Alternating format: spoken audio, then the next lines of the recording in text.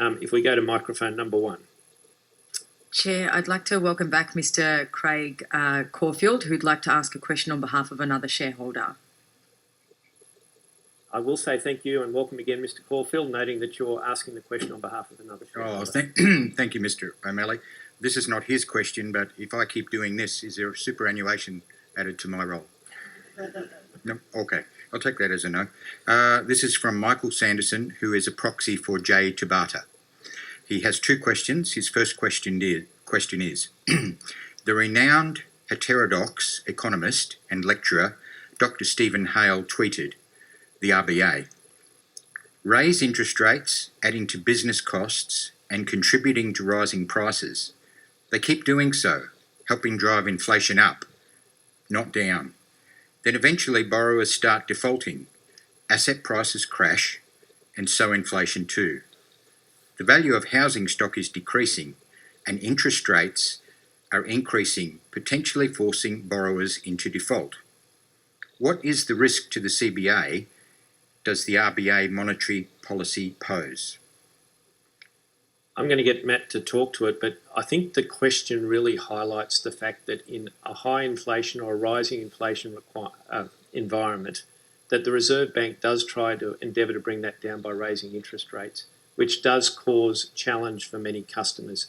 I mentioned earlier that during the pandemic, we demonstrated our ability to engage proactively with customers and support them.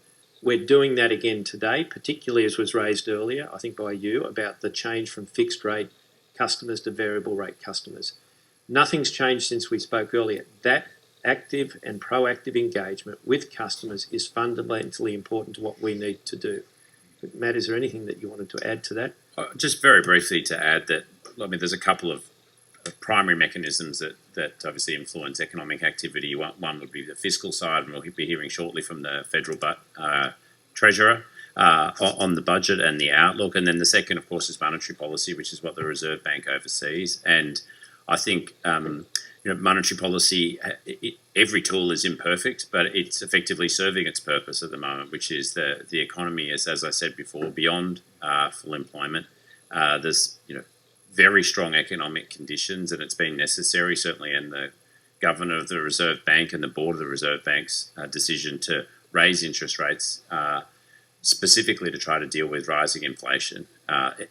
Any increases in the cash rate, of course, over time, and we recognise that it has been a sustained and quite rapid series of increases in the cash rate. Of course, we anticipate that will have an impact and is having an impact on some customers. Alongside that, we would say the economy is also performing very strongly.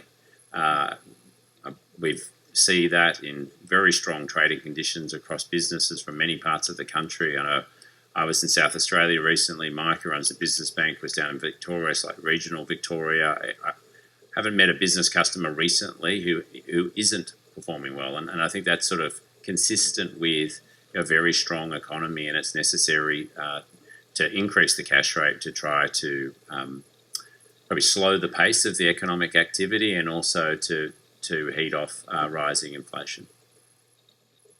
Well, thank you from Mr. Sanderson for your answer, Mr. Common.